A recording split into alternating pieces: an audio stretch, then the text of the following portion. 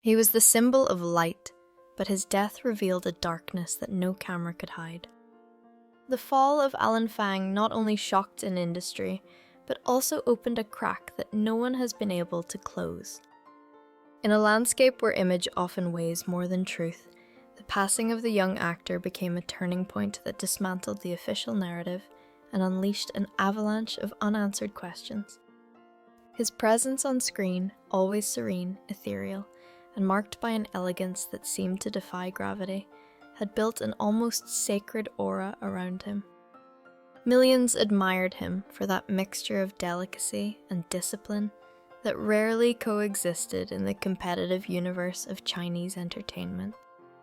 However, when his life was extinguished abruptly, none of those qualities managed to protect his memory from the whirlwind that was about to emerge. In a matter of hours, what should have been an intimate mourning transformed into a global phenomenon. The first official notes, terse and strictly protocol-driven, did nothing but fuel the uneasiness of those who had followed his trajectory. The absence of details, the lack of significant tributes by the studios, and the sudden stillness on his social networks created a void that the collective imagination hurried to fill. There, between uncomfortable silences and calculated omissions, the shadow of a mystery began to germinate that would soon drag other names toward its center. The first of them was Yang Mi, the renowned actress whose prestige and success had made her one of the most influential faces of the industry. Her professional relationship with Fang, linked by shared projects that seemed to dissolve inexplicably, situated her involuntarily at the axis of a hurricane of conjectures. Her silence, interpreted by some as fear and by others as strategy, only stoked the suspicions. As her absence from public events prolonged, the narrative surrounding her acquired a disturbing, almost premonitory nuance, as if her destiny were tied to the same invisible thread that seemed to have trapped the young actor. The definitive spark emerged from an unsuspected place, the transmission of a British medium who, between visions and warnings, spoke of a famous actress in danger and of a man trapped by invisible forces. Her words, imprecise but charged with drama, spread like wildfire in an environment already predisposed to doubt. What began as a marginal broadcast transformed into a breaking point that multiplied the public's bewilderment. But behind the glamour and the excuses, what mechanisms really drive this crisis? We will analyze every detail, from the initial errors to the irreversible damages, to see how the world of entertainment functions and how an icon is redefined. In this story, there are no easy certainties, nor evident heroes or villains. There is, instead, a struggle to understand how a single event was capable of destabilizing entire structures, revealing the fragility of an industry that coexists daily with censorship, pressure, and fear. And while the storm grew, a disturbing truth began to insinuate itself. The mystery was never solely about an actor, but about the system that surrounded him. The death of Alan Fang, despite its immediate impact, did not emerge from a void. It was the result of a web of pressures, silences, and hidden mechanisms that for years had molded the lives of numerous artists within the Chinese entertainment industry. To understand the magnitude of the storm that exploded after his passing, it is essential to go back and observe the context that conditioned every one of his steps, from his debut to the final days prior to his disappearance. In the surroundings of show business, there exists an unwritten rule that every actor understands from their first contracts. Fame is a privilege, but also a form of renunciation. Representation companies, with increasingly sophisticated structures, manage not only the professional career of their talents, but the totality of their public and private lives. In this context, the figure of Fang emerged as a paradigmatic example. Recognized for his delicacy and self-control, he maintained a public image that seemed untouchable, carefully designed to project purity and serenity.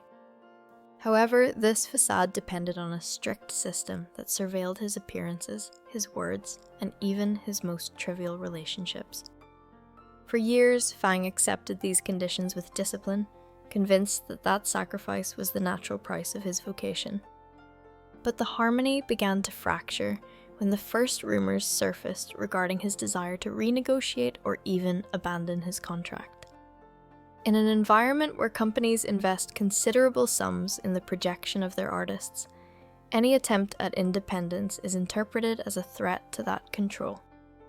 According to sources in the sector, his online behavior began to show unusual signals: fewer posts, sudden cancellations, and an evident decrease in his interaction with followers. What to the public seemed like a simple stage of exhaustion, to those observing closely transformed into a silent warning. The bond between Fang and Yang Mi added another level of complexity to the panorama.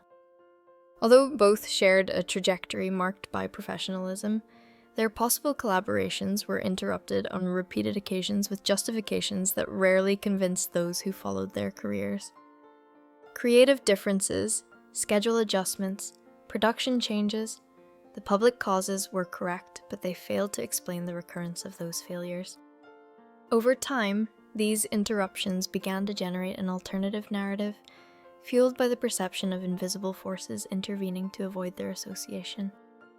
In a system where open criticism proves risky, speculation becomes a coded language, a way of expressing suspicions that cannot be mentioned directly. The deeply hierarchical structure of Chinese entertainment also played a fundamental role in this crisis. Decisions related to an artist's career are not solely professional, but structural. They are found conditioned by corporate interests, political relationships, and power dynamics that rarely come to light. Fang was, without knowing it, a piece within this gear mechanism. His attempts to modify that balance proved uncomfortable for those who benefited from his permanence. When his death was announced without details, without significant tributes, without the habitual reverberation of institutional sadness, many felt that abrupt silence revealed more than it hid. That informational void did not take long to transform into fertile ground for the proliferation of theories. In contemporary culture, where official communication is usually scarce and censorship restricts even questions, imagination becomes a refuge. People seek explanations that allow them to make sense of the inexplicable. In this context, the figure of the British medium arose, whose subjective message resonated more than one might expect. It was not her alleged supernatural capacity that captured the public's attention, but the fact that her words seemed to fill the spaces where the truth had not been permitted. As followers attempted to decipher the signals that the system had erased, the story acquired a symbolic dimension. Fang was no longer solely a deceased actor, but the reflection of a deeper tension. The distance between his publicly luminous image and the nebulous circumstances of his end exposed a disturbing paradox. In an industry that promotes perfection and daydreaming, reality can turn out to be considerably darker than one wishes to admit.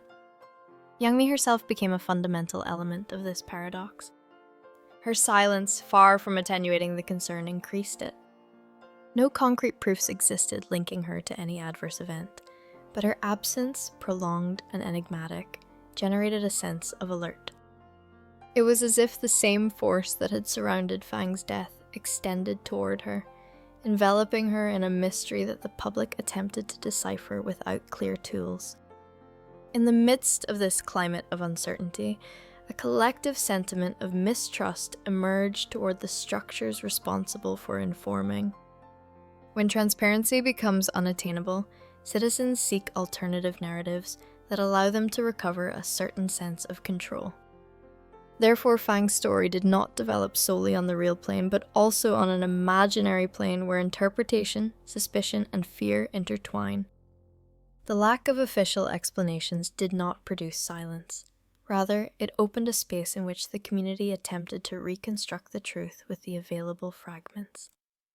At this point, the question ceased to be what happened exactly, and passed to focus on the forces that made that opacity possible.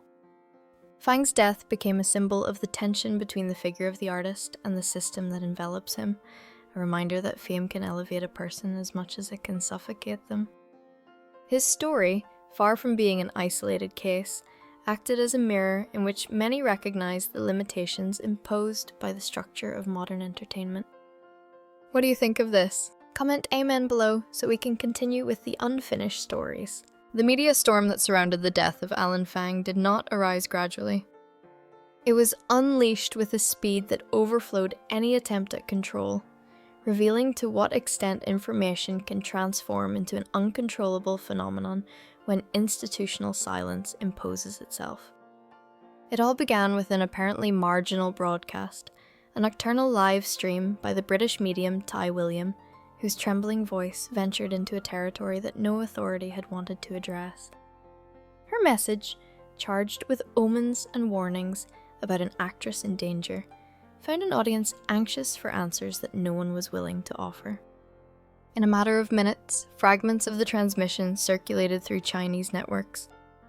The vague, almost poetic description of a tall, delicate, and silent woman seemed to fit disturbingly with the image of Yang Mi. Although the medium never pronounced her name, the public reacted as if she had done so. Algorithms, always sensitive to the increase in activity, amplified the conversation before censors could intervene. The live stream became a catalyst that transformed doubt into obsession. That which should have faded away as an esoteric curiosity became, without any intention, a trigger of international scope. The intervention of censorship arrived with the habitual speed, eliminated posts, blocked tags, removed videos. However, every attempt to silence the conversation only managed to intensify it. Screenshots were saved with frenzy, circulating in private groups, clandestine forums, and external platforms. Users, accustomed to navigating an environment where the removal of content is part of the daily landscape, acted with foresight.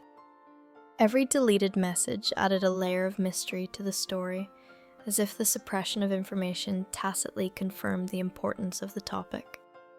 As the conversation displaced itself beyond the digital borders of China, the phenomenon acquired an unexpectedly global tone. On Reddit forums, users from different regions began to reconstruct the lost fragments, elaborating their own hypotheses regarding Fang's death and Yang Mi's uncertain fate. On Twitter, interpretations multiplied with feverish creativity, mixing analysis, conjectures, and symbolic readings that resonated in an international community fascinated by the mixture of celebrity, mystery, and institutional control. The story ceased to belong exclusively to Chinese followers and transformed into a global puzzle that each community attempted to decipher according to its own cultural framework. At the same time, the figure of Alan Fang rose to an almost mythical status. His image began to appear in places where no one expected it. In Times Square, a digital billboard projected his serene fate accompanied by the phrase, "The truth does not die." In Los Angeles, groups of film students organized spontaneous vigils, lighting candles around black and white printed photographs of the actor. Although those acts lacked formal coordination, they shared a common purpose: to preserve Fang's memory against an environment that, according to many, was attempting to erase it. The narrative around Yang Mi also intensified. Her absence in public events ceased to be interpreted as a professional decision and began to be perceived as the symptom of a threat. Some imagined her hidden abroad. Others suggested she was hospitalized or under strict supervision. The lack of confirmations, far from reassuring the audience, provoked a new wave of uneasiness. The actress, accustomed to shining under the spotlights, found herself converted into a ghostly presence whose shadow fueled increasingly complex theories. It was then that a second voice appeared amidst the chaos, the medium called Deborah, who stated that an actress had attempted to rescue a colleague in danger and that she was now detained in a subterranean facility identified as Room 48. Her declarations, impossible to verify, added an almost cinematic component to the tale. Users began to compare data, analyze accents, examine pauses, and look for coherence in the story. That which rationally should have been discarded as invention became a narrative axis that seemed to offer an answer, however fantastic it might be, to the official silence. The reaction of the state media was eloquent by its absence. No explicit denial, no effort to disprove the affirmations, no concrete clarification. The omission, more than a containment strategy, was interpreted as a void that invited speculation. In an environment where the official narrative is usually constructed with precision, that lack of response generated a disturbing echo. The population did not receive explanations, but they did perceive an implicit message. Some topics cannot be discussed openly. This perception, although never verbalized, fostered the idea that theories conceived in foreign forums could contain elements of truth that the authorities were not willing to reveal. The Chinese diaspora played a crucial role in this expansion. Influencers, analysts, and bloggers based outside of China began to translate and comment on the posts, allowing the story to diffuse without restrictions. Their videos on YouTube, often created with materials rescued from censored platforms, became an alternative source of information for thousands of people. The narrative transformed into a global mosaic where every piece, however small it might be, seemed to fit into a wider image of suspicion, mistrust, and the search for justice. What distinguished this crisis from so many others was its capacity to transcend factual veracity. People did not believe in these theories because they were necessarily accurate, but because they responded to an emotionality that the official version ignored. There was a collective desire to understand, even if it were through symbolic or exaggerated tales, that which was not permitted to be expressed directly. Fang's story became, involuntarily, a mirror of deeper concerns: the fragility of artistic freedom, the vulnerability of those who challenge power structures, and the constant fear of forced invisibility. While the conversation continued to expand, the system that attempted to contain it began to exhibit signs of exhaustion. Every attempt at suppression provoked two simultaneous reactions. On one hand, it reinforced the idea that there was something to hide. On the other, it generated a collective resilience that drove citizens to find new avenues of communication. In this climate of tension, the story ceased to depend on verifiable facts and acquired an autonomous force. It was no longer solely discussing Fang's destiny or Yang Mi's situation, but the limits of permitted discourse and the public's capacity to challenge those limits through alternative narratives. When the conversation reached its peak, it became evident that the storm had escaped any institutional control. It was not just a media crisis, but a symbolic confrontation between official information and collective creativity. It was an avalanche impossible to stop, fueled by the mixture of uncertainty, pain, and the need for meaning. The storm that had enveloped Alan Fang's death reached its darkest point in mid-October, when rumors began to circulate regarding the disappearance of his mother. What was previously uneasiness transformed into a sensation of absolute void. Some affirmed she had been taken by force, others, based on ambiguous statements by Ty William, insisted she had crossed to the other side. The absence of official information amplified the bewilderment, converting every silence into a kind of tacit confirmation. In a matter of hours, public conversation oscillated between disbelief and despair, as if the last thread linking the case to reality had been cut. The almost immediate elimination of digital tributes dedicated to the actor's mother deepened the sensation of tragedy even further. Posts disappeared in a matter of minutes, leaving only fragmented traces on foreign servers. This act, apparently routine within the logic of censorship, acquired a disturbing symbolism. The public did not interpret the silence as protection, but as a form of emotional erasure intended to close down any attempt to remember or question. The reaction was a collective heavy silence that seemed to suspend time. For a brief moment, even the most active followers abandoned the debates. It was as if grief had muted even speculation. However, that stillness did not last long. When the initial impact began to dissipate, an unexpected wave of resistance emerged. Bloggers, digital activists, and anonymous citizens began to gather fragments of scattered information, reconstructing timelines that had been interrupted. Every screenshot, every rescued link, every deleted testimony became a valuable piece of a collective puzzle. It was patient and risky work, motivated by the conviction that the truth, although mutilated, continued surviving in the margins. Among all those voices, one stood out with strength, that of Lin Bei Xuan, a blogger who had questioned the official version since the first day. After disappearing briefly, many feared he had suffered the same fate as sources close to the case. Nevertheless, a week later, his account became active again. He did so without explanations, without drama, without personal details. He published solely one phrase: "The truth has not disappeared, it simply awaits the necessary courage to come to light." Those words, simple but charged with meaning, propagated like a mantra. They became the anthem of those who refused to accept the imposed narrative. The phrase crossed borders with surprising speed.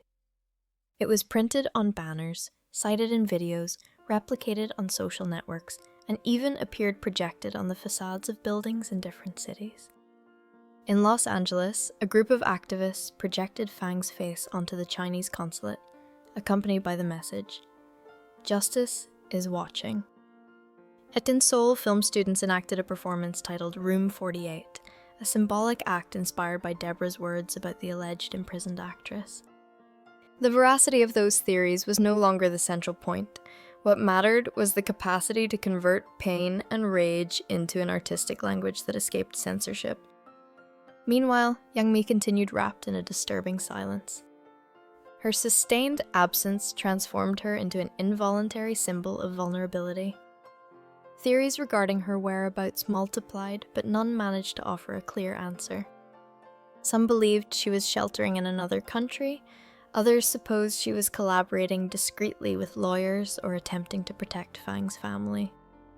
Her figure acquired an almost mythical character, as if she represented not only an actress trapped in a complex situation, but all artists who live under the weight of a system that regulates even their slightest gesture. The crisis reached its true climax when the story began to be analysed by journalists, academics, and communication specialists.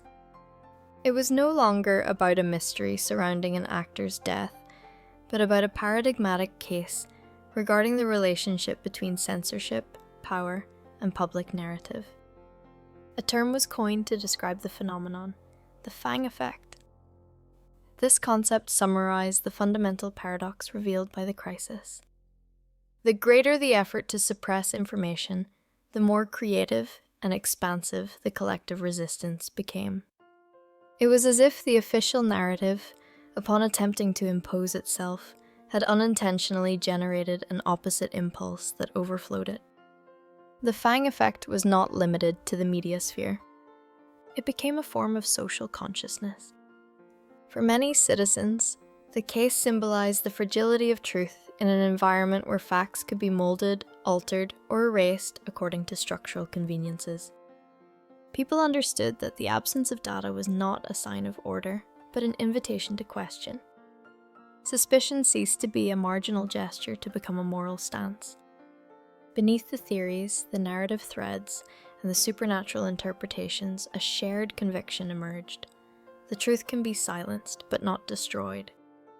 As the crisis advanced, so did the creativity with which the population found forms of expression. Art transformed into a political tool. Photographs, videos, collages, and fictional tales circulated as vehicles of memory and denunciation. Every work, however modest it might be, reinforced the idea that oblivion was not inevitable. In certain cases, these expressions reached global resonance, opening debates on the responsibility of cultural industries and the right of citizens to transparency. In this scenario, Fang's death took on a double meaning. On one hand, it represented a deep human tragedy. On the other, it embodied a collective awakening. His story ceased to belong solely to the private sphere and became a mirror in which millions saw their own fears reflected: the fear of invisibility, of the manipulation of the narrative, of symbolic disappearance. Fang's figure transformed into the core of a conversation that transcended the border between the real and the symbolic, between personal experience and social uneasiness. The crisis also posed a crucial question: where are the limits of art when the truth is at risk? The performances, the interpretations, and the reconstructions did not seek to replace the facts, but to preserve them.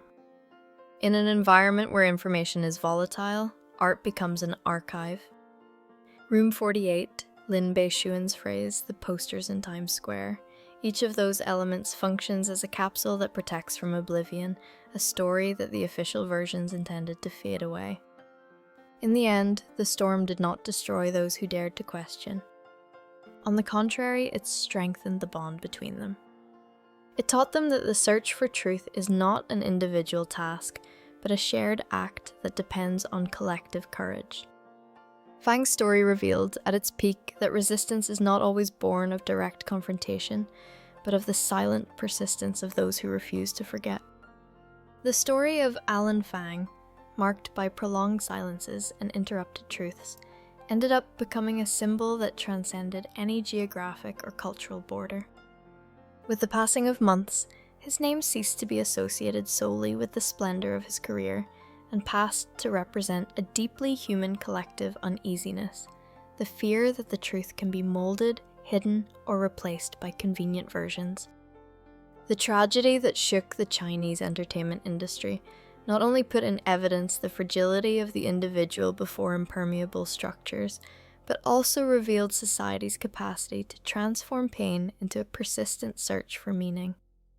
While the media storm calmed down, the figure of Yang Mi remained wrapped in a silence that many interpreted as a form of survival. Her absence continued generating questions that no one dared to formulate openly. In an environment where every word can become a risk, the option to remain silent can be a silent declaration of resistance. Her spectral presence in the public narrative underlined an uncomfortable truth. Fame, despite its shine, does not protect those who envelop it. Frequently, it exposes them to an emotional vulnerability that the public rarely perceives. As the global conversation evolved, a deep reflection emerged regarding the power of memory. Although the posts disappeared, the tributes were erased, and the investigations remained suspended, the story was not forgotten. Instead, it transformed into a constant reminder of the limitations faced by those who wish to question carefully designed narratives. People understood that memory, even when one attempts to suppress it, finds ways to keep itself alive. It is preserved in the rescued images, in the artistic interpretations, in the shared whispers, and in the echo of a phrase that became an emblem. The truth does not disappear, it only awaits courage. The transcendence of the case lies in its capacity to provoke a broader introspection. Fang's tragedy showed that freedom of expression, understood as the possibility of narrating one's own life without fear, continues to be a fragile privilege. It also revealed that the public, when faced with opacity, is capable of resorting to imagination to reconstruct a reality that has been denied to them. This impulse is not a sign of naivety, but a demonstration that the need to understand overcomes any barrier. Creativity, in this context, becomes an act of rebellion. The most lasting lesson of this story resides in that dynamic between silence and resistance. When facts are inaccessible, interpretations transform into tools of denunciation. When official discourse attempts to close a chapter, the community prolongs it through shared memory. The plot that surrounded Fang and those who were close to him offers no definitive answers, but it does expose an irrefutable truth. The human desire to seek clarity is unbreakable. Ultimately, Fang's story invites reflection on the price of visibility, the weight of public identity, and the vulnerability that accompanies those who live under constant scrutiny. It also poses a broader warning about the relationship between power and narrative. In a world where information can be molded with surgical precision, the responsibility to question and remember becomes a shared task. The mystery surrounding his death may perhaps never be resolved completely. However, its impact will persist as long as there exist people willing to look beyond the surface, to notice the cracks, and to ask themselves what is hidden behind them. The light that remains is not the brightest, but the one that refuses to be extinguished, even in the midst of darkness.